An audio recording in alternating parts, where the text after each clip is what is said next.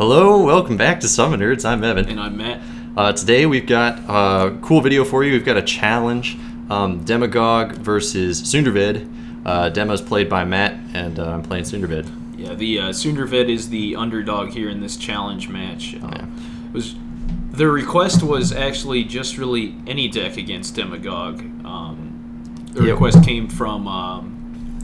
actually, Evan probably knows more about that. We had a request from someone in France who asked us to do something against Demagogue because he was playing with his kids, and he said that whoever played Demagogue just won every time, and so they weren't sure if they were playing Demagogue right or if the Demagogue really was just that good or how to beat him. So we took on that challenge, and we thought it was especially timely because we're hosting a tournament pretty soon with the new second summoners. So if you haven't signed up for that, please do. There's kind of a limited amount of time and space to sign up for it. We're really hoping if just a few more people sign up, we'll have a 32-person tournament. Exactly. We're hoping to fill up that 32 bracket. And that'd be really cool. If not, then we'll keep it a 16. But anyway, the link for that will be in the description. I'll put a link right to the page where you'd sign up for that, so please do. But we're hosting that tournament, and we asked for a tier list who people thought was really good in terms of what summoners people thought were excellent, what summoners people thought were less excellent.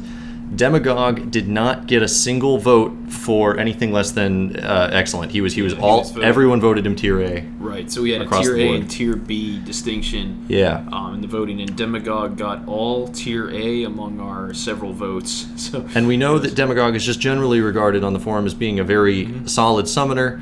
So we wanted to show how another summoner with no particular, I think they're described typically as common hate cards, no ensnares or loon. It can't be chosen as a champion. No particular anti-common cards because Demagogue's big thing is his commons. So that was the goal.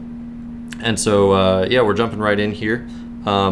Quick little housekeeping. Matter is the word. I'm moved. We're in the new place. Yeah, we're in a brand new apartment here. So. Yeah, I don't know if this is this setup is a little like weird lighting wise and some other things, but we'll just see. Maybe this is how we'll do this in the future. Maybe next time there'll be a different backdrop. I just don't know. Just any feedback that you. Yeah, exactly. Let us know, because in the last place it was like really obvious where we had to film everything. In this place we have like a couple spots maybe that might work, but we're just gonna have to work on it. So anyway, game's underway. Yep. So as you saw, there's a warrior up in my face already. I believe it was brute smashed in to attempt to kill my cultist. It just didn't do that. Yeah, there's an interesting opening with Sunderved that I've never noticed, but if Sunderved goes first, you can brute smash your warrior on the far side there up to hit the cultist, and the rusher can just run up for a hit on the zealot. You can potentially kill, if you get good dice, both of Demagogue's commons in turn 1 before he has any Shield of the Hopefuls to save them. Yes. So that's kind of cool. So yeah, it's anytime you can kill those opening commons against Demagogue is always huge.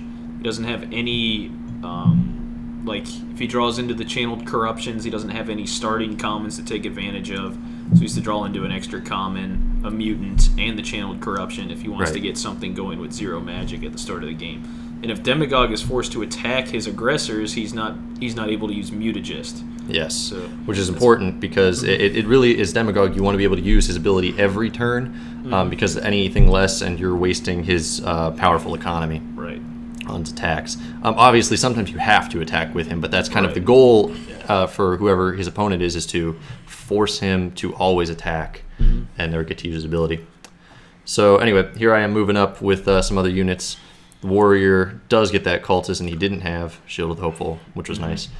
I'm going to try to get my other units there kind of around his wall, just kind of corner him so that there's not an easy way out of this scenario for him. Right. That's my goal. And if you did see, I was playing with a light deck with Sunderved, so I had Crusaders and Cherubim. I don't think that's necessarily the best deck with Sunderved, or if there is such a thing. It was just a deck I thought was really fun, and it would be a good thing to show off, kind of something new for everybody, or new at least for our channel. We haven't done a Sunderved light deck really, so it is kind of centered on that theme. And it definitely gives Sunderved some surprise range with potentially 3 dice Cherubims that are attacking. Very nice, very effective units, the Cherubim. Obviously, in Sam and Moira, they have longevity, but in Sunderved, they just die. But so they're more situational, I feel, in Sunderved's deck. Yes, because you can't protect them in any particular way. So, but they do offer some range, and they are fast. And if you muster them up to where Sunderved is, they can fly over things. So they're just nice units to have. And the Crusaders are nice because if they're near Sunderved, then they're 3 life to attack for 2 cost units that can boost other units near them. It's really easy to get Cherubim in a light-based Sunderved deck with 3 attack range for 1 magic. So and that can fly over things as well. So they're just really powerful in that deck. If you keep everything kind of close to Sunderved, his ability just makes everything nice and punchy. So yeah, exactly. Punchy. Punchy is I think the scientific term. Yeah, it's kind of weird. Yes. So in any case, we've got, let's see, Matt's got out a Cultist. He's going to try to kill this warrior, I think, with Demagogue. Yep, he gets it. Yeah, I got it that time. Yeah, that was a little bit unfortunate for him. Once Matt gets his economy going, though, it's going to be a little hard for me. And Demagogue does have some sort of anti-common cards in the form of Heretic's Rebuke. Right. So I gotta press the advantage while I have it. I can't let him relax any. Mm-hmm. All right, so yeah, I'm just trying to stabilize here. I'm trying to fight off this opening aggression so that I can start getting that defense going and building up that economy to where Demagogue is very strong in the end game. But right now, I had to throw a Cultist out there. I do have a Shield of the Hopeful in my hand. However, it can be attacked from 2 sides. Yep. So that is always the dilemma, how to use those Shield of the Hopefuls. I definitely am of the opinion you don't just use them any chance you get. Oh, yeah. Like if you're very likely to lose that unit, there is no reason to waste the Shield of the Hopeful on it.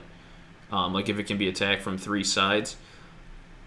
But in this instance here, I can see what might happen if that Cultist dies. So the Cultist can be attacked from 2 sides already. However, if that Rusher hits my Cultist, because Greater Command was played, that would free up the space for that Brute to hit me. So I did save the Cultist there with Shield of the Hopeful, forcing the Cherubim to shoot it, and now I'm only going to now Dema can only be attacked by that Brute this turn. Yeah, and I had actually played a Greater Command that turn, so that either way, I had 2 dice on the Cultist for the Cherubim and the Rusher. Both of them had 2 dice. Right, that's why I said you played a Greater Command. Yeah. Oh, okay. Yeah. That was cool, yeah. Well, actually, I think that what I was, I thought it was the Cherubim that attacked first, but it might have been second. That's why I was thinking. No, I was thinking that you were wrong for that reason. But no, the Rusher perhaps attacked first I was because wrong. You wanted to Brute Dema. There's over. a first time for everything, man. There's a first time for everything. I might have been wrong. I just haven't been I might have been yet, wrong. So I'm still waiting on that first time. So I got out the nice opening wall near Dema's corner, and then Matt immediately countered it with another wall. Demagogue's great for walling off early on. And playing a nice defensive game. Oh, there's a Heretic's Rebuke, my favorite. Everyone loves Heretic's card. Rebuke, am I right? So I get rid of that Rusher, which is big bananas, because that was blocking off Demagogue from an escape. Now, I may not want to necessarily escape with him this turn because I have a wounded Brute over there and obviously a weak Cherubim, so I'm going to try and wail on them so I can get that magic and actually get out of this position. I can turn the tides here. So we got the Brute, and Cherubim is also a likely roll. He's got Sunderved in a little bit of a weird position with that wall as well. He can get an easy surround if I keep pushing in. So that's got me a little bit nervous. But ultimately, again, if I leave Demagogue alone too long, I've kind of lost the game anyway. Right. So Sunderved is just a more formidable opponent in sort of a enclosed space where he can just smash your units, even against these mutants, because I can summon a Brute there, as you see in my hand, Torodin, Father Benjamin. Father B. I love Father Benjamin in this deck. Big fans of both Torodin and Father Benjamin. I really like the light deck for Sunderved just so I can justify playing Father Benjamin. It's a nice... I feel the same. I pretty much put Father Benjamin in every deck I can. Yeah. He's just... Because every deck he can go in, yeah. Every summoner has a nice amount of health, so it just makes sense. Yeah, the lowest health that I think of any ones is 6 in Sarah, that he can go into. And Sarah has, like, Intercession, which can put wounds on her. And so then with Father Benjamin, you can let him die and heal those wounds. It's kind of a big deal. Yeah. So he's a really nice champion to have. Also, in Sunderved's deck, Sunderved is often up kind of closer to the action because of muster, so he's often taking some hits. I did put Father Benjamin in the bottom of my deck. It's just too early for him. But Father Benjamin can really protect Sunderved. I'm also really excited for how he'll do in Milenitar's deck. I haven't seen that yet. Yeah, I was thinking that too. Milenitar obviously has a nice amount of health and gets up in the likes to get up in your opponent's business, or so it would seem. That seems to be how I interpret his play style anyway. But so I'm interested to see what a light deck might do with him. I don't know if it's as necessary, but it'll just be kind of fun to watch.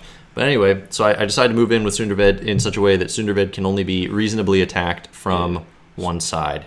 Yeah, Sunderved felt a little awkward about going in there on his own. He wanted to wait for one of his friends to show up.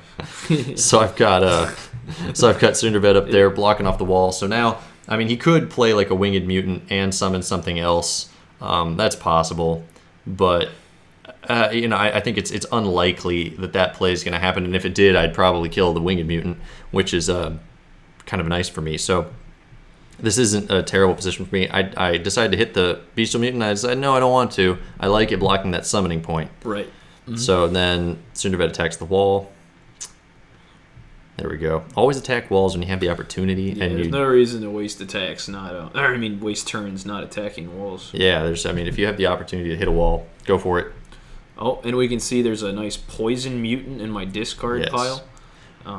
And this is something else. We noticed somebody not that long ago on the forum asked about wounds on commons transferring to the mutant. Right. Yes. We've looked this up because this is if you swap a mutant, right? If Matt were to put the Tentacle mutant down on the Bestial mutant that is there to switch out the mutations, the Tentacle mutant would take the wounds that the Bestial mutant had, and since the Tentacle mutant only has 2 life, it would die. So wounds transfer between mutations, but someone asked, do wounds transfer from a common, if you have a common like a prisoner, for example, and you mutate that common, or if you Heretic's Rebuke an opponent's common, and it had wounds on it, does the mutant keep the wounds? The answer is yes. They definitely keep the wounds. If you could heal your units by mutating them, that would make mutants way better. But you don't. Yeah, you definitely keep the wounds even when you're initially mutating them. Yeah, exactly. We found an exact post about that. Yeah, it's interesting too because that was just something we had just kind of assumed. We knew the answer at one point anyway, but that's just something we kind of assumed for the longest time. And then when I noticed it didn't explicitly say that on the mutations card, I'm like, oh, I don't know actually. Maybe it's and we just had to look up a ruling on the question and answer forum there, so we found that. Here we go. Matt's got the Tentacle and the Horror. He's doing something really nice with the Horror where he makes it so that anything that moves up to attack either the Horror mutant or the Tentacle mutant won't be able to hurt them, especially based on the wall placement. There's no feasible way for me to attack either of those units unless I have a Cherubim with some range. So, Horror Mutant is Sunderved's worst nightmare. Yeah, Horror Mutant is big bananas against Sunderved. You used that one already. I know, I couldn't think of a word. I couldn't think of another fruit to substitute, and that was all I was thinking of, so I just had to... Yeah, strawberries doesn't have the same ring, does it? No. So Matt's got the Horror Mutant out, which is really bad for Sunderved. I particularly was struggling. I didn't really realize this matchup. Demagogue's got some range, and he's got some anti-melee, and he's got powerful commons as well, and he's got a better magic economy than Sunderved because he has a better magic economy than pretty much anyone. Here we go. Superior Planning. Torodin. Superior Planning. I hate when those clog my hand.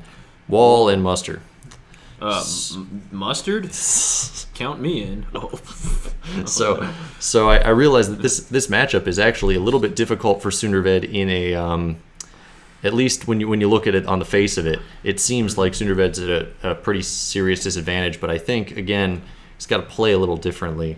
I think normally with Sunderved, I would take my time and never put my summoner directly in danger if I can help it.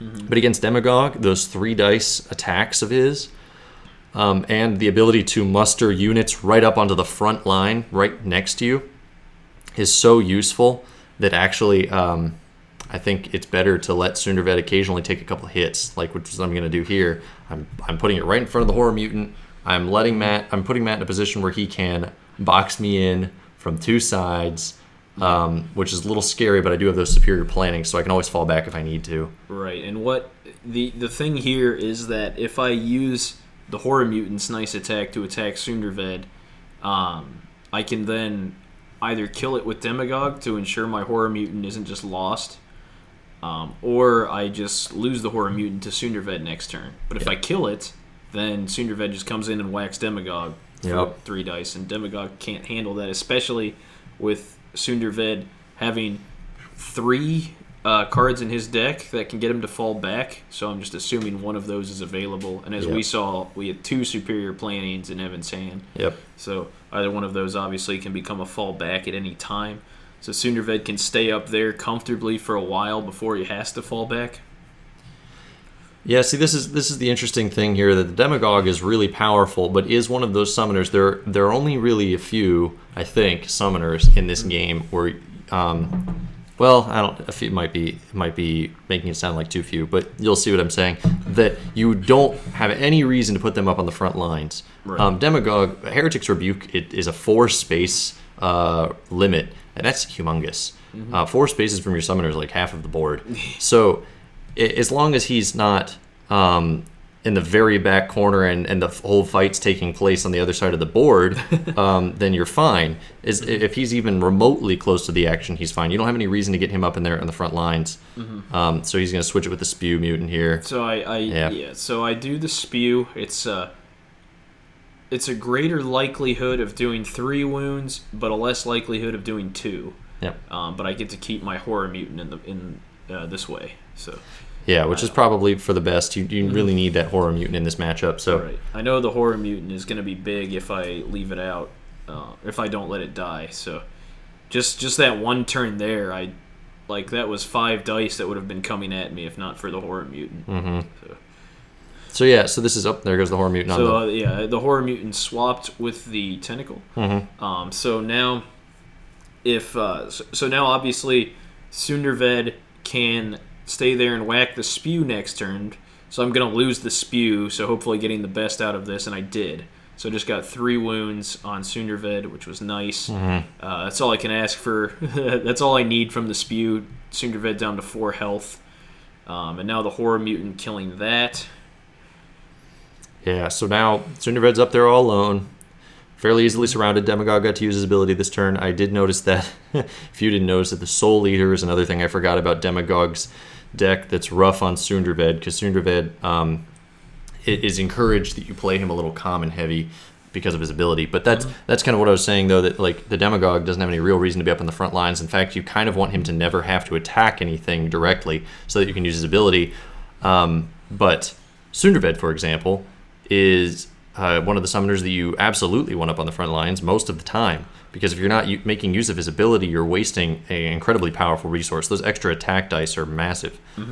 Similarly, Moira with her ability, pretty much all of the Vanguards and Vargith, all of those summoners like to be closer to the action. Even Sarah, to some degree, you need her near some of your units so she can use her ability. But yeah, that's just an interesting thing that only some summoners, like Immortal Elian, you have no reason to have him up on the front line ever. Oh no, exactly. Although with these new augurs, that might change. And then you might be able to put him up there with those. But yeah, there's certain summoners that have no reason to be on the front lines, and then most of the other ones, even like Farah or Bolvi. Bolvi can be up on the front lines occasionally because you can really generate attack dice with him, with Ice Golems in particular.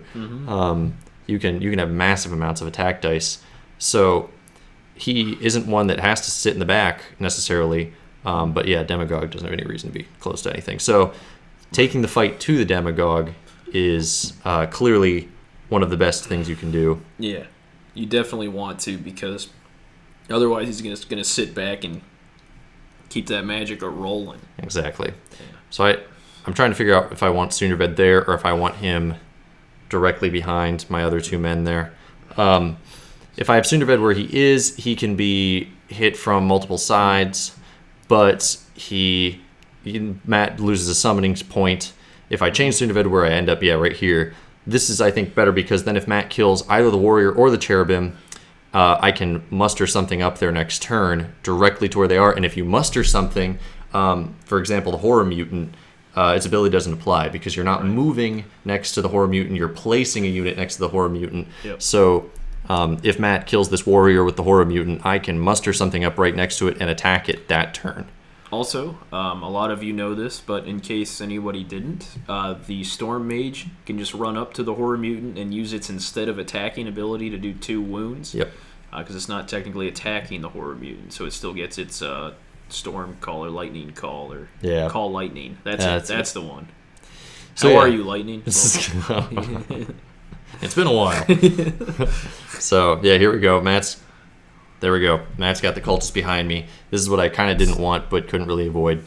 I do have this nice little spot here, though, I'm happy with, where Demagogue really can't easily get out of where he is. Yeah. Because he can only really travel on Matt's back line, and if he were to do that, he would be not allowing his Horror Mutant to be near the action, and I could get some free hits on Demagogue pretty much no matter where he moved. So he's a little bit blocked back there.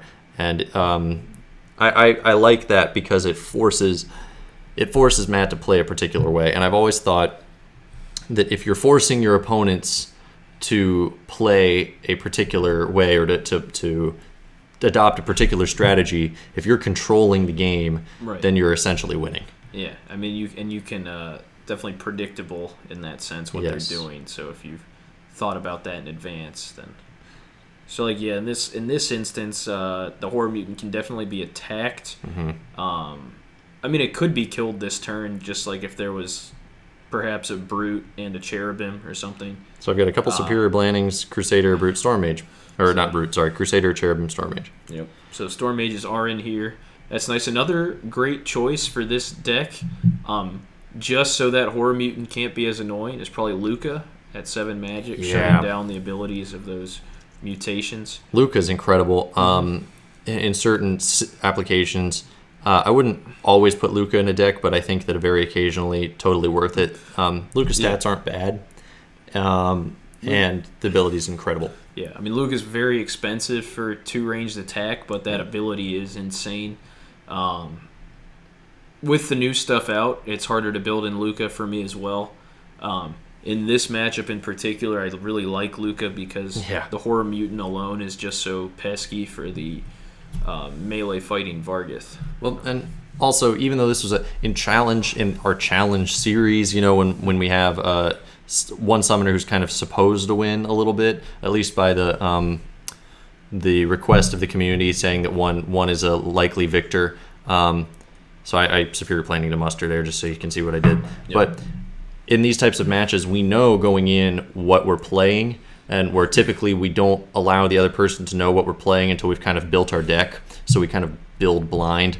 In these, we can actually build specifically to counter our opponent's abilities. And I still didn't want to put in Luca because I felt weird about it. Actually, I don't like building against my opponent's deck as much. And I liked the other champions. The nice thing about SummoNerds is I didn't feel like I was giving up an obvious advantage by not playing Luca, because as good as Luca is, there are other options worth picking. All of SummoNerds champions are excellent. Absolutely. But so I didn't feel like I was giving up something great. At the time, I actually also felt this was a fairly decent move, but I'm looking at this, and I was thinking it actually worked out just fine both ways. So it wouldn't have made too much difference. I was just thinking, because that Cherubim did have 3 attacks, so it's pretty much the same. But I was thinking you could get the guaranteed 2 wounds with the Storm Mage on Demagogue instead and have the Cherubim in front of the Horror Mutant shooting for 3. Yeah, I could have done that either way. And I think... no. The Cherubim didn't go 3 for 3. No, he didn't. Yeah, the Cherubim went 2. Sunderved did. Yes. On the wall. Yeah. Yeah. So, there's actually an alternate version of this turn, I think, where the Cherubim could have been summoned in a different, or mustered to a different place, and then I could have maybe used the Storm Mage. Said mustard. I could have used the Storm Mage on the Horror Mutant and shot with the Cherubim on the Horror Mutant, potentially getting that 66% chance at killing the Horror Mutant this turn. But it put me a little out of position. It gave Matt some more angles from which to attack Sunderved. Getting the Horror Mutant was a nice trophy, but it was still I couldn't get 2 dice on the Horror. I would have been relying on a 66% chance. So if I messed it up and didn't get it, then I was at a pretty serious disadvantage. I didn't like any of those things. So I decided to go with this because I thought it was a slightly safer play. Yeah. And there's no easy way to attack Sunderbed this turn without a Heretic's Rebuke, and I think you played one of them. I can't remember if you played your second this game or not. I have not. Yeah. But the Possessed Wall is such an interesting event. Mm-hmm. It's a really nice one, I feel, to draw early, and a really nice one to draw very late. Both of those things are good. But when you just draw it in the middle, it's just, where do I put it? Yeah, in the early game, obviously, you can put it on that early wall if they don't have a second wall up yet. Right. And then you've effectively stopped your opponent from summoning until they can dig through their deck for a wall, which can clog their hand really badly. Yeah, I mean, or they just discard 2. But in the middle game, they're less likely to discard to remove one from their wall. Yeah, and then at the end, this is definitely sort of closer to an end game scenario. Both of our summoners are pretty wounded. We're up in each other's face. Right. I meant end game in terms of like deck length. Yes, that in particular though, because you don't want to discard anything at the end of a game in terms of deck length, because you need every single magic you've got for whatever plan you've made, and so anything from your hand has already probably been accounted for in whatever you've been planning. But then also you can choose which wall your opponent can summon from, and that forward wall that they're really hammering you with is really easy to just block off. Yeah. Kind of like you did here. So I've got Quen. Yeah, there's big Quen. A couple defenders. Yeah, all my defenders came at once. So I like my defenders in this deck a lot. Their stats are incredible when they're near Sunderved. One magic, 2 costs, or 1 magic, 2 life, 2 attack. It's really, really nice, and they're keeping all of Sunderved's other commons safe, and they're which can keep Sunderved safe by extension. Sunderved, I believe, does count for their ability as another Vargoth Vanguard unit. So he's also providing bonuses to his commons then in another way, in both attack and sort of defense. It's just they're really great in this deck. I agree. Without a light deck, I'd still stick them in there. I think I actually love defenders just as a unit in general. Yeah. But if I'm playing Moira, I do typically build those out, even though I like them a lot. Even in that deck, it's like hard, but I just find other things. So that's a tough one because I love the defenders a lot. Did I mention that I like the defenders? Yeah, yes, you did. We also know something weird about here's Matt pointing. This is fascinating. Fall Back was in my deck, and I was almost positive it was in my deck. Oh yeah. Because I hadn't played it this game or built it to Magic, and I was pretty sure about that. Matt had said though, if you play Superior Planning and then you look through your deck for a card, that's the end of Superior Planning. You can't choose to, I meant my discard. Once you've picked the draw pile, that's that you have to pick something from the draw pile. The discard's a little different because you can look at your discard before you play Superior Planning. Yeah. So you can know, but I didn't, and I picked my draw because I was pretty sure it was there. And Matt pointed out that if I'd been wrong, I would have had to just pick some card out of my draw, and that would have been my punishment. Also interesting, Father Ben with Superior Planning, when you're pulling from your draw, if he's on the bottom of your deck and you know it, he gets shuffled back in somewhere in the middle, so you can draw him again faster. Also note, I was forced to leave Demagogue open for a 3 for 3. Yeah. With Sunderved there, he did only hit 1, so now I'm in a very good position. 3 for 3 is not likely, 30%, but definitely happens. Yep. So I was hoping that was for very it. scary. Yes, I had to fall back, and then I'm thinking about it again. You can choose not to fall back, and so I'm thinking about this again. I think no, I kind of have to. Sunderved's just too weak, and he can summon stuff from behind. He'd get so many dice on me so easily. I mean, I already had 5 from that position. Yeah, exactly, and so that was my 3. 5 to hit 3 is very likely, and I didn't. And as much as it pained me, because I'm pretty sure if I fall back here, I've lost. Because I doubt I'm going to get another chance at Demagogue. Yep. But if I'd stayed up there, I had a very high chance of losing, and I'm hoping that I can, even though Matt's got a deck advantage on me, because he's only got 2 life left, and I've got Cherubim in the deck and Quen. Maybe I can sneak back up there and just get 2 quick dice on him, but not now, because that wall just went down. Oh, well, I'm first thinking summon. about it, but I'm... Yeah, oh, yes, the summon phase. That comes first. So we're killing off the Horror Mutant, because when I place that wall, we'll have plenty of time to get him back out. Yeah. Well, we're not killing the Horror Mutant. He's actually going back to the hand. The Tentacle Mutant is dying. Switching with We'll the have Tentacle plenty of Mutant time. and then killing it, yeah. So now the Demagogue's very safe. He's trying to figure out something about the wounds on the wall. Oh, no, I didn't roll with my Crusader on the wall, which I should have last turn.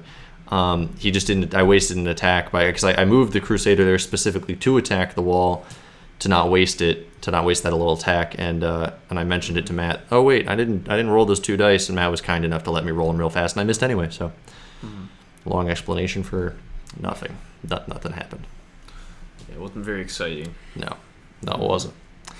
So I'm getting the Poison Mutant with Mutagist. yeah, gosh, that's so Not for cool. any particular reason. It's just a free magic. Yep. Or another mutant in my hand is a free magic. Matt's got a bunch of magic there. Yeah. It's making me a little leery. With the Poison Mutant in the cycle, though, that means any champion that comes at me is going to get poisoned. Yep. Quen, Father Benjamin, Crusader, Defender, Brute. And that's pretty close to the end of my deck, as you can maybe see. So Torodin must have been discarded. yeah, I think I did discard Torodin earlier. I had to discard him to continue my offensive, I believe, to keep the magic flowing for Sunderved to be able to hit things.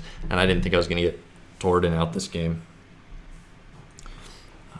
Just too costly. Still, even though I've done this play before with Sunderved several times, I've had it done to me several times, but I always overlook the Brute versus the Brute to Quen move. Where the Brute moves Quen down, and then 4 dice out of nowhere on your poor summoner who you thought was perfectly safe. Yep.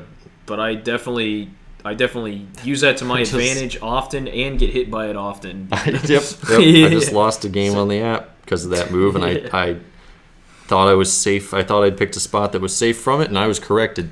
I was corrected. Exactly. It's an easy way to get 3 wounds on your opponent, So that's how I lost. I had 3 life left with Rhett.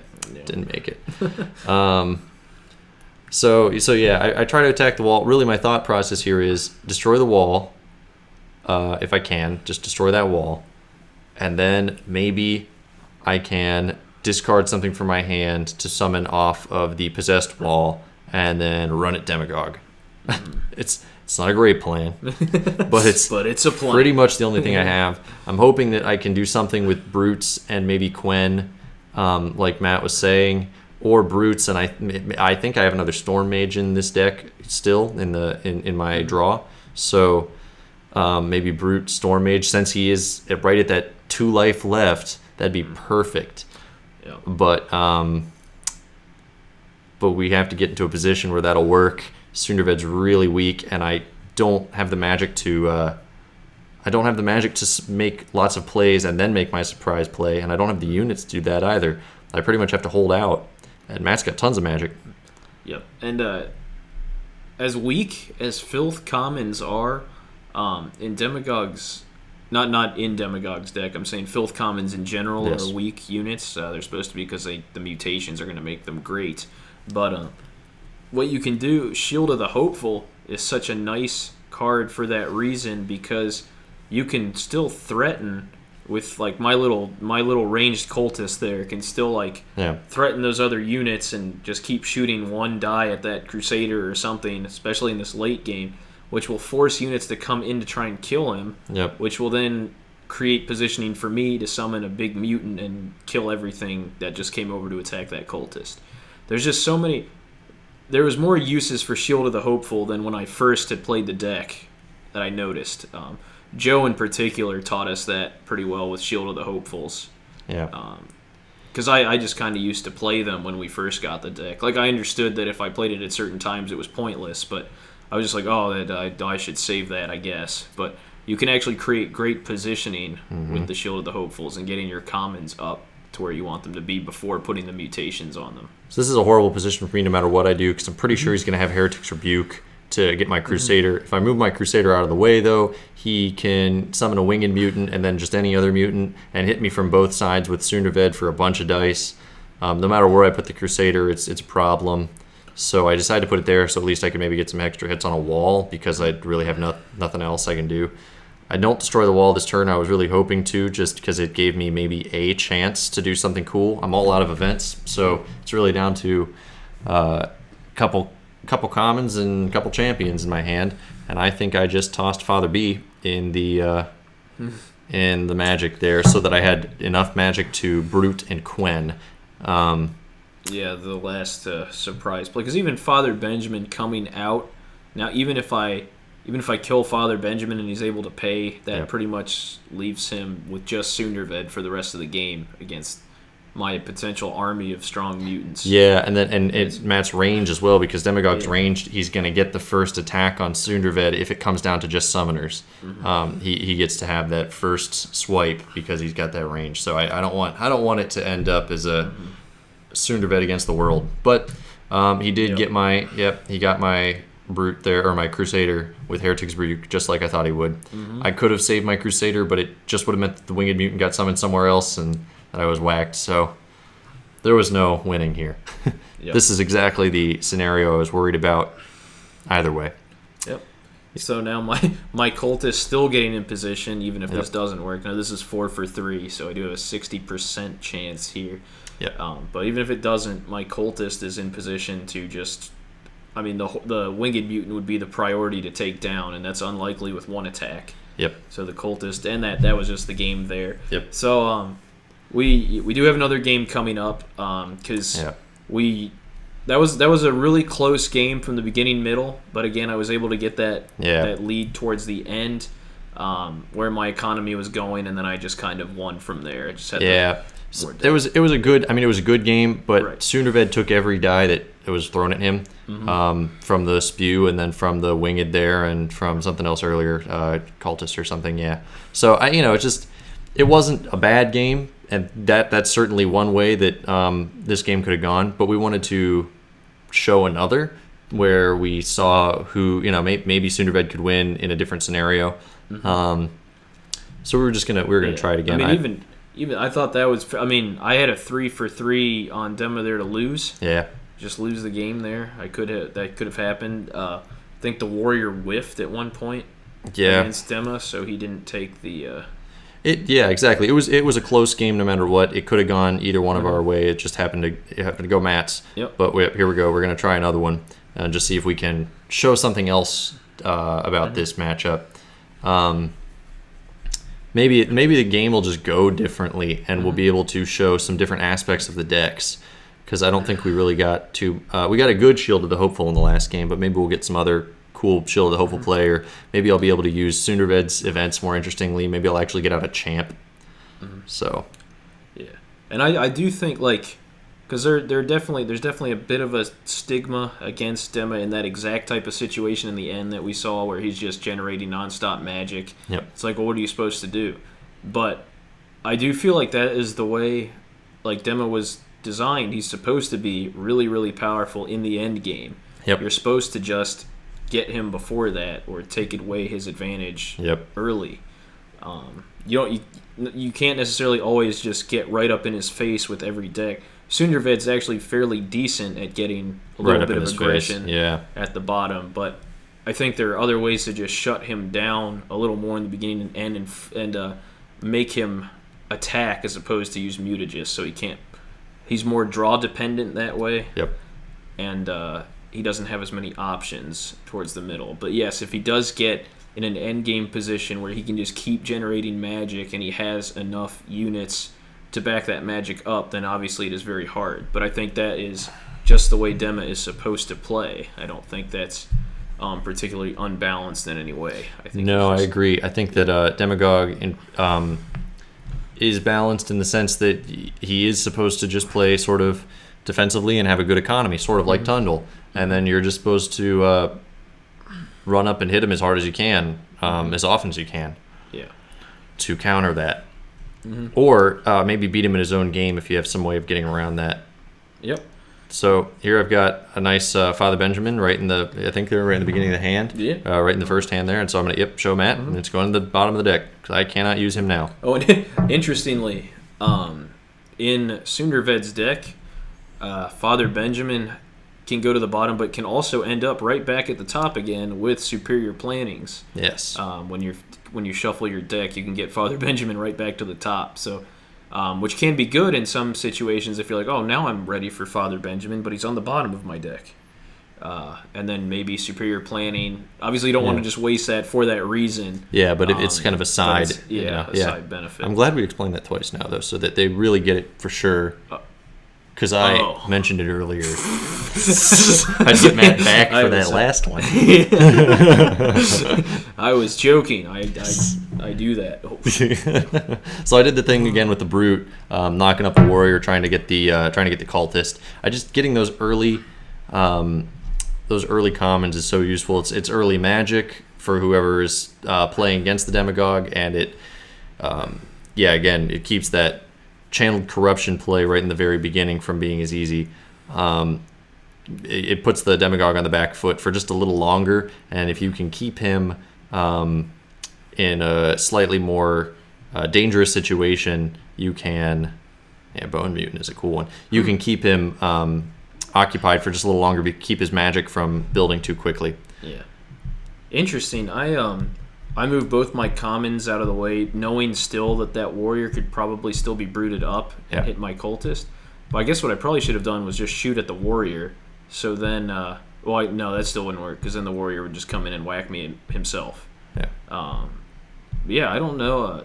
It's definitely hard to escape that warrior at the start. Yeah, I mean, you could definitely escape with the Zealot like you did. I mean, that worked out. But the cultist is always in some trouble if the brute hits. If the brute hits the warrior. So, got another common out there. It's a solid plan. Potentially, just keep Demagogue safe for a little longer. Safer for longer. Brutes are just an amazing unit in Sunderved's deck. Actually, that's the only unit in his deck that I think I wouldn't ever take out. Brutes are extremely important in Sunderved. I actually don't have very many in the deck. You can see the deck list and the description as well. I only have 2 in that I built in because I really wanted. What I wanted was to play Moira's deck in Sunderved. that was my concept for this deck was Defenders, Cherubim, and Crusaders. But I couldn't get rid of a couple Brutes, and I couldn't get rid of a couple Storm Mages because those are just such good units. I put 2 of each of them in there. Yeah. So, here we go. Sunderved took a little hit there. That's okay. He can take some hits. He's got 7 life, so I'm not too worried about an early hit on him. Got the Rusher up there blocking off that wall.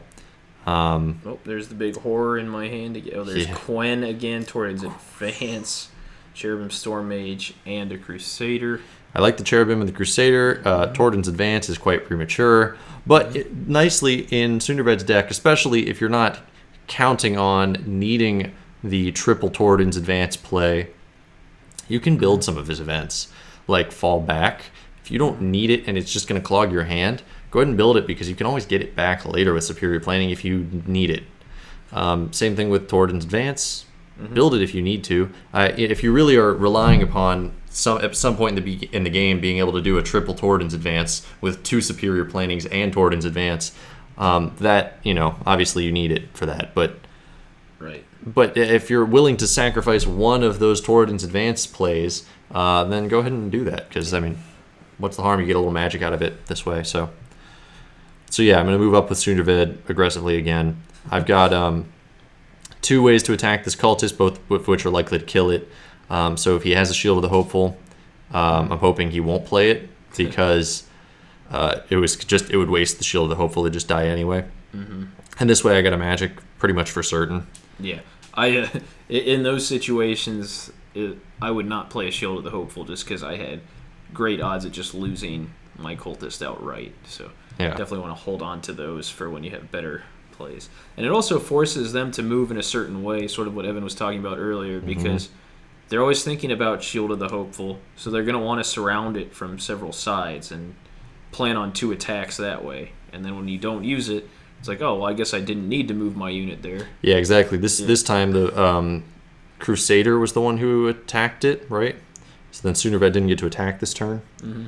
So that's just, it just made me waste an attack, because I could have put something in a different position maybe, but I didn't, because I wanted to surround that Cultist.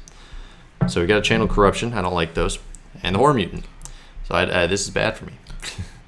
Interestingly, I think it might just be slightly better maybe to just have made the attack with Sunderved if you're planning on just killing it. I would actually agree with that too. I just didn't.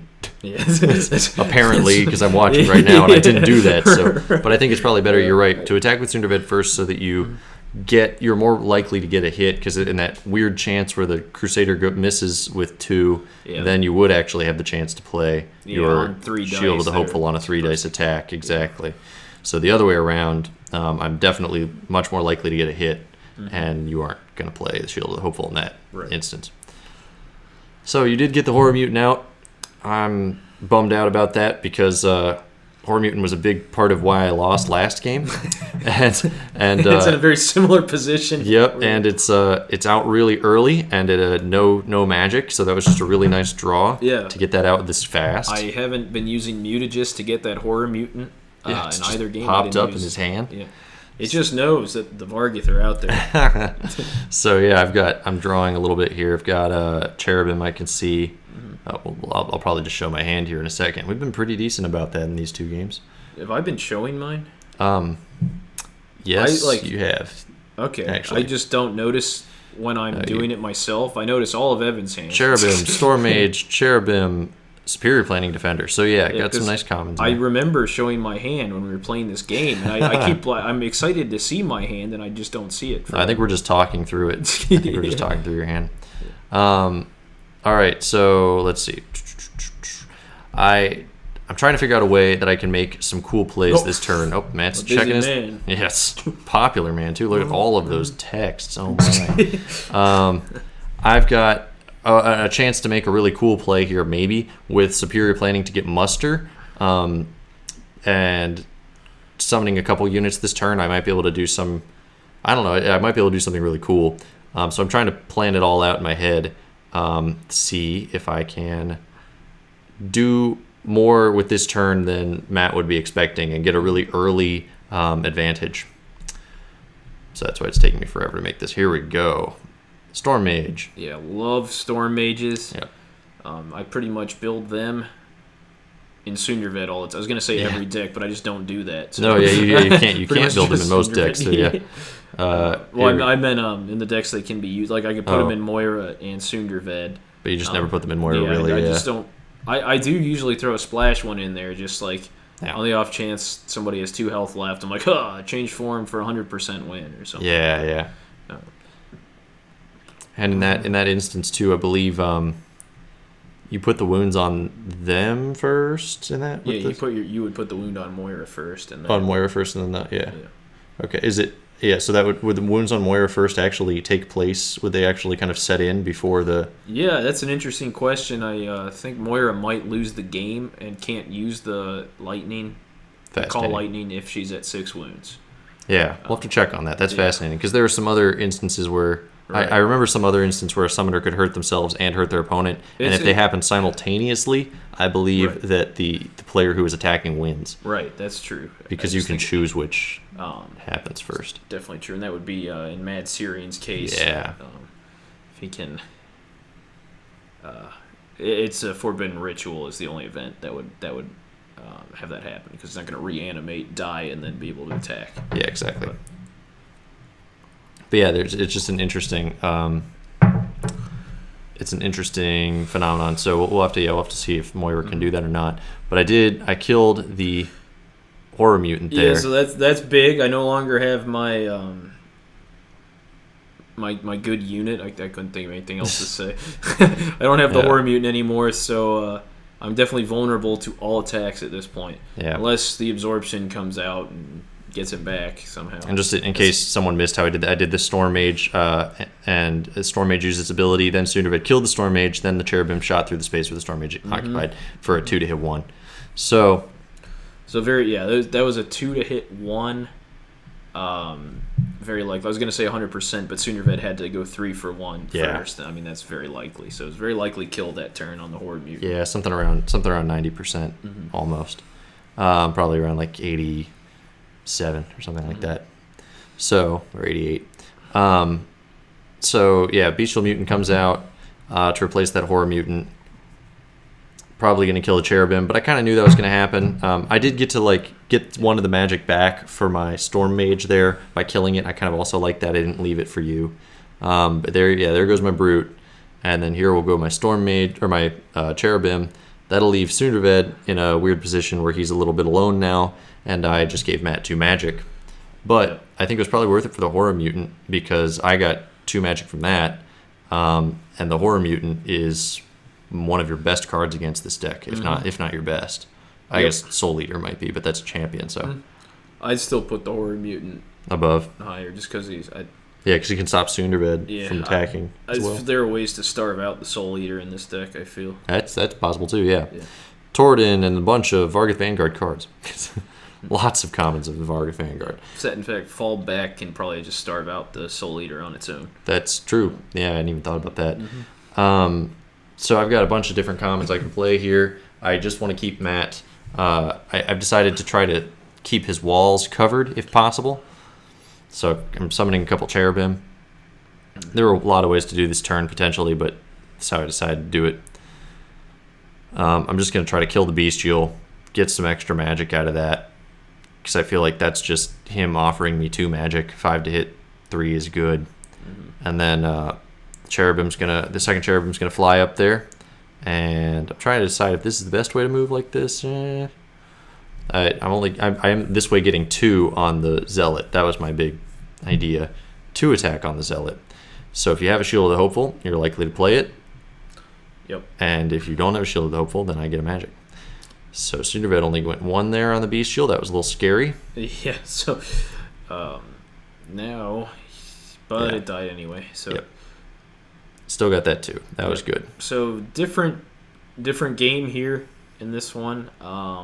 My mutants are going down. Yeah, there was the Shield of the Hopeful on the Zealot. So I was able to losing my 0 cost for no good reason. I was able to draw that out, and that's good for both of us. I mean, it's good for him in that he didn't lose the Zealot. It's good for me in that it's 1 less Shield of the Hopeful.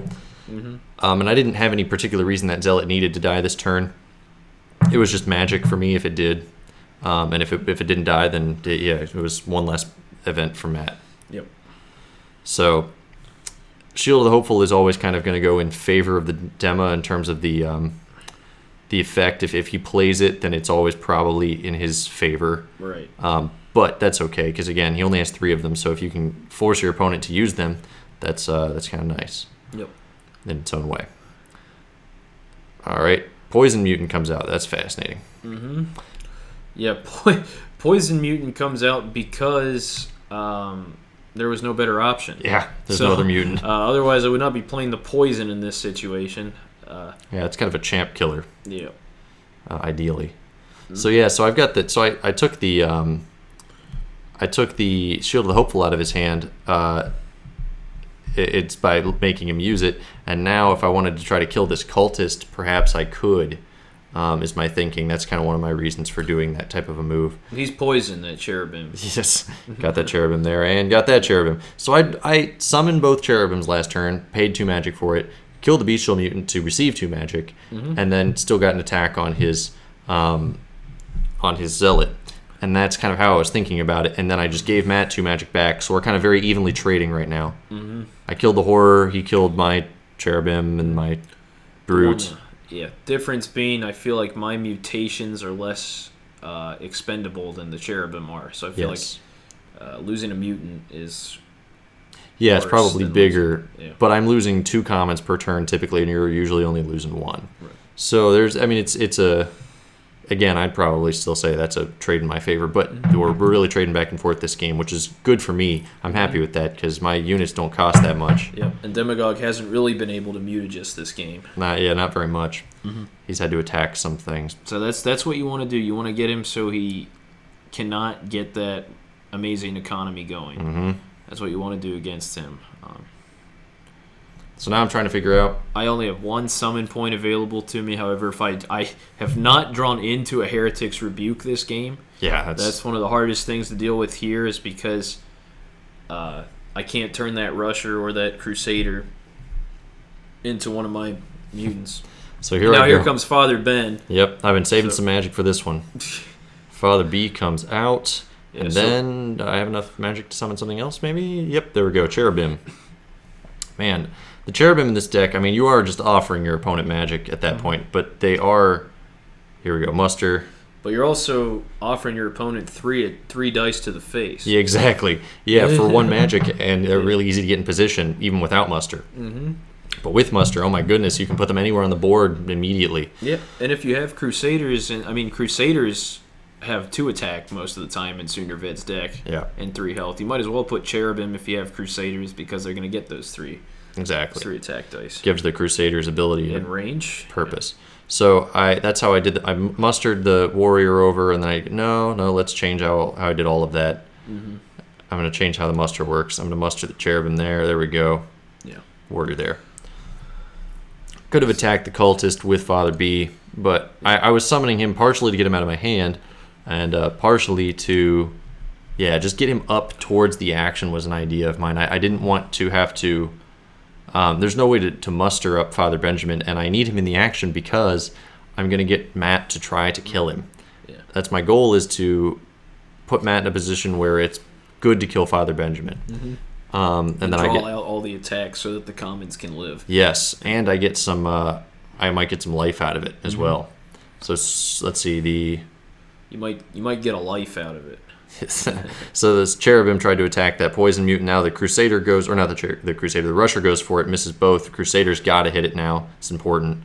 There we go. I was really hoping to be able to attack the Cultist with the Warrior as well, but that just did not happen. So went 6 for 3. Yeah, there. I see. That makes sense too. Because I was thinking alternatively, if you had tried for the 3 for 3, you would have had 3 dice on Demagogue with the Crusader, but attacking the Cultist makes sense as well because it'll either lure out a Shield of the Hopeful or just kill it. So. Yes, that was exactly my thought.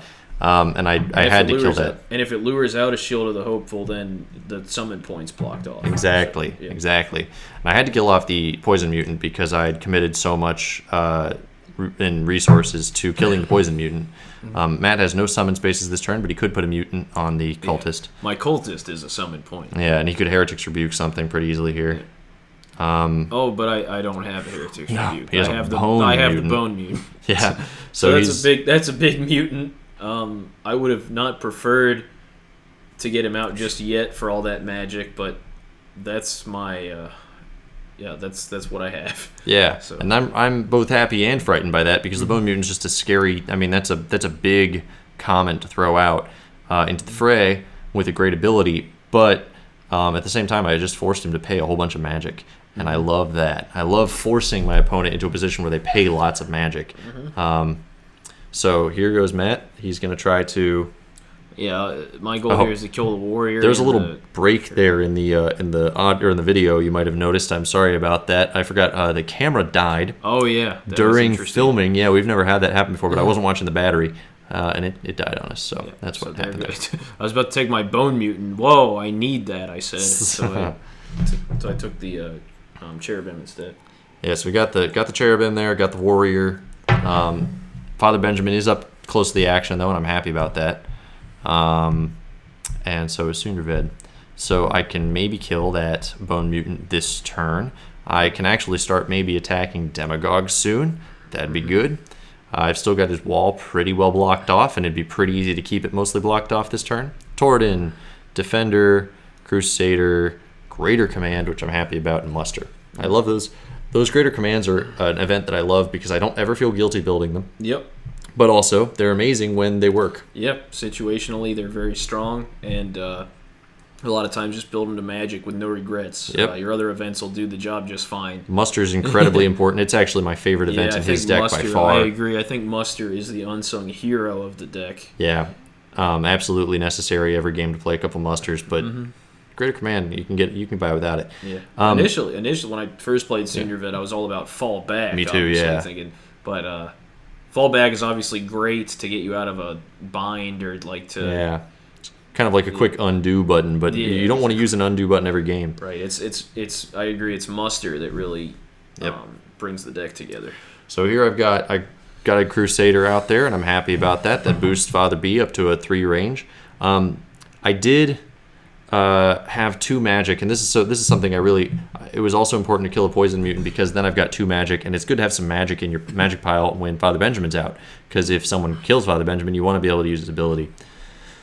Obviously, I don't need the ability all that much right now because I only have 1 hit on Sunderved. But you don't want Father Benjamin to die and to have his excellent ability go to waste. That'd just be a bummer. So yeah, and Varget decks are just really fun to build in general. I don't know if we've talked about that very extensively, but they're one of the most fun factions to build of any faction. I think they just have all kinds of great options all around. Really fun. So I could go, this is what I'm thinking here. I can go 3 on the Bone Mutant with Father Benjamin. I can block off all his walls. This is nice in that way too. 3 with Father Benjamin on the Bone Mutant. And if I hit all 3 of them, I can go with the Crusader. Or if I just hit even 2 of them, I can go with the Crusader now with Greater Command on the Bone Mutant. And see if I can go for a 5 to hit 4. If Father Benjamin only hits 1 or something, though, or just hits 2 and I don't feel comfortable, then I can attack Demagogue with the Crusader. But I went for 3, and then I thought, gosh, 2 extra magic and one of the biggest mutants gone is huge. Demagogue can wait. I can wait to attack the Demagogue and wait to put some wounds on him. So I just went 5 for 5. Yep, so there goes a huge magic investment on my part. Another really strong mutant down the drain. So yeah, just when in doubt, go 5 for 5. That's what the message. Actually, 8 for 8 is what I went that turn because Sunderved just whacked on that wall real hard. So yeah, I mean whatever floats your goat. No. You've been playing that for a while, haven't you? You've been planning it. Yeah. Earlier, I heard him in the bathroom mirror earlier saying it into the mirror, different inflections. Hey, come on. Not in front of the fans. All right, so we got the Spew Mutant, and Soul Eater is big. I don't know how much magic you have. Not enough for the Soul Eater, thank goodness, but yet. But yeah, you've got some options potentially. There's no way because I spent all of it for the Bone Mutant last turn. So I've got Matt in a really tight spot. I've got great positioning. I've got a bunch of units. He's got nothing out on the field right now. I don't even have. I'm not drawing that Heretic's Rebuke. Yep. So it's a bit. Heretic's Rebuke would definitely help you in this situation, but it wouldn't. Oh no, it wouldn't save you. Right. Heretic's Rebuke is not going to turn this whole game around all of a sudden. No, yeah, but it would be really nice. Yeah. So the Zealot, thank goodness you had a common. So you could actually play a mutation potentially. Or you could just keep the Zealot out like we were talking about with Shield of the Hopeful maybe. At least from my point of view at this time, because I don't know what you have in your hand. Right. So I'm thinking, all right, that's good. He's got something blocked. He can either keep his summoning point open so that I can't block off that final summoning point, or he could move back and block the Demagogue's other side there, so I can't go in for a bunch of hits on Demagogue next turn. But I think you made a good choice, and that summoning point's more important for sure. Yeah. So I took out that was what I was hoping for, a 3 for 3 there, and I got it. Yeah. On that Crusader. Yeah, and that was big because now next turn I have to figure out another way to block off Demagogue and to get something in his face. I don't know what I'm going to use yet. It means I almost certainly have to make the play I was thinking of keeping his wall completely blocked, and hitting the Demagogue from 2 sides is now impossible. I have to leave an opening on his wall if I want to hit him from 2 sides. Mm-hmm. If I don't care about hitting him from 2 sides, I suppose I can just hit him from 1 side, and then that'd be all right as well. But I can just so easily get 5 on Demagogue this turn, 5 dice on Demagogue with the Crusader and Father Benjamin and Sunderved near the Crusader. Mm-hmm. It's very easy to do, and it'd be really helpful. But yes, definitely. Also, there's a Barbed Mutant in my discard, so be careful with your hands if they're anywhere around the discard pile. I played Greater Command this turn so that I could move the Rusher up on that back summon point. I think that back summon point is more important than the side summon point. The side summon point gives him an easy chance to hit Sunderved, but I'm okay with that, because Sunderved's not super weak right now. I can probably take it, even if he goes 6 dice on me from the Zealot and from something new summoned. I can probably take 6 dice, but the other way around is actually really bad for me, because if he can summon something back there to kill maybe the Crusader, then I've really lost my momentum. And if he can summon something in the back, not even to kill the Crusader, just to block off, so I can't even... It doesn't have to kill the Crusaders, I guess what I'm saying. No matter what, if he can summon something back there in that back row, he might be able to turn or slow down my aggression enough that he can turn the tide. And I can't allow that, so I moved the Rusher back there. Got another wall, that's good. Wall, Hulgorad, Shield of the Hopeful, Cultist, and the Soul Eater. I did get 4 for 5 again there on Dema, which is nice. Yeah, Hulgorad, obviously, yeah, that's true. But Hulgorad, obviously, just a very strong champion to have, very doable to get out with Demagogue, too, with his amazing economy. Yep. Great late game champ, my goodness. Mm-hmm. He's so hard to kill in the late game if you don't have something specifically to deal with him. Yeah. So, I don't really have a plan here, because this looks terrible. But yeah, you could here, I think you have enough for the Soul Eater. If I counted that magic correctly. Oh, you're thinking maybe not. Maybe you won't do that play. Yeah, no, it's definitely a debate. Because I know getting the Soul Eater out means what exactly... Like, I kill that Rusher. I don't know. Like, there's not really a good option, but I don't have any. I can't play Hulgorad. I don't have enough magic for him. Yep. So I have to play the Soul. It's my only move. I'm in a bad position right now. So there's a wall. Can wall off, which is at least preventing new reinforcements from showing up. In case I die, of course. And then... So Soul Eater is a good one, because then you're doing kind of what I was worried about.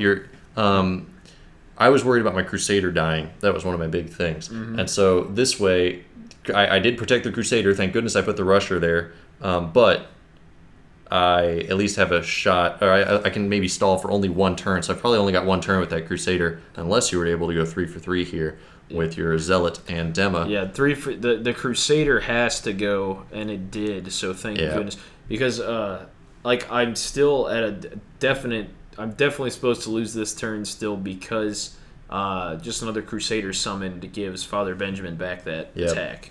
If I can maybe muster I can muster up Cherubim or something like that. That'd be humongous at this point. I could fly over the Zealot. And there is the Crusader. Yep. So I was really hoping for like another another Cherubim or something, but I'm pretty sure I just played all of them this game. I went right through all of them for different uses. So it has to be a 3 for 2. Because again, if I lose Father Benjamin, or if the Demagogue's able to get away, I don't have any other way out of this. Yep. I am just going to try to starve off that Soul Eater, though. Just kind of move Sunderved into the fray. This way, he can't. He'll have to move the Soul Eater somewhere where he's got a common. He'll have to eat his own common, which is nice for me. Yep, and that was... And Sunderved just did a triple whiff on that Zealot. Yep. So I only got 1 on on Demagogue, and Sunderved didn't hit anything. So, bummer for me. I did not win that turn like I was hoping I would, and it definitely gives Matt a chance maybe to find a way out of this. I'm thinking if he just moved... If he moves Demagogue back behind the wall and then moves the Zealot back to block off that space, then I could kill the Zealot with Sunderved if he doesn't have a Shield of the Hopeful. And Possessed Wall, Channel Corruption, Hulgorad, Shield of the Hopeful, and a Cultist. And so if he... Shield of Hopeful. Yeah, I felt weird about that one, and I was right in my instinct because it wasn't... So if I attack with Sunderved and kill the Zealot, then Father Benjamin fires through with 2 to hit 1. But if he's got Shield of the Hopeful, he could block it maybe. The problem with that is... And I did have it. Yeah, and you did have it. The problem with that play, and I think you're not going to do that, the problem with that play is that it pretty much just means you're going to lose the next turn. Or the turn after that or something, because you can't get Demagogue to a safe place at this point. There's almost no way to do it. So you pretty much have to try to kill Father Benjamin.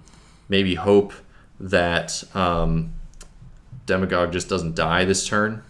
Yeah, that's what I'm doing here. Yeah. Hope Father Benjamin doesn't kill Demagogue, and then you can hopefully get the Soul Eater into the mix. Yeah, this. So what he's gonna do? Yeah, what he's gonna do is this is pretty much the Soul Eater's last hurrah, because he's gonna eat that Zealot, and then he's gonna have one more turn of 3 dice to do something. Yep.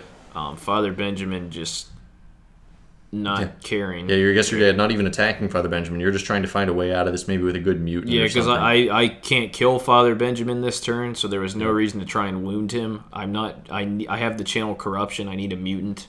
Yep. Perhaps the Winged Mutant or something like that could afford you some. I'm not sure what I showed you there. Yeah. I've lost. That was the Winged. It was the Winged, yeah. So maybe you can use the Winged in some crazy way to get Demagogue safe. Yeah, so hopefully Father Benjamin does another triple whiff. Yeah. Yes, I could have protected Demagogue one more turn and lost the Soul Eater. I guess I could have eaten my Cultist with the Soul Eater. But it still would have just meant that this next turn I've got a Brute in my hand and Torodin and other things. I could have Bruted up Sunderved for a hit on something. I had lots of options. I had lots of options to deal with Demagogue in this late game. I had pretty much won from the turn I went 4 for 5 on him. Yep. It was really hard to come back, and then Matt got one more turn there because Father B couldn't finish the job. Definitely true.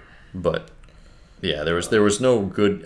Even though he maybe could have lasted one more turn the other way, maybe that was a better move objectively, but it didn't really matter. I'm gonna live through and win. You still only hit one. Yeah, I know. That was enough. That's just enough. So Father there we go. Benjamin's Demagogue went down. Yep. Yeah. So yeah, there we go. It can be done. Sunderved did it, and Sunderved wasn't even that hurt this game. You were not worried.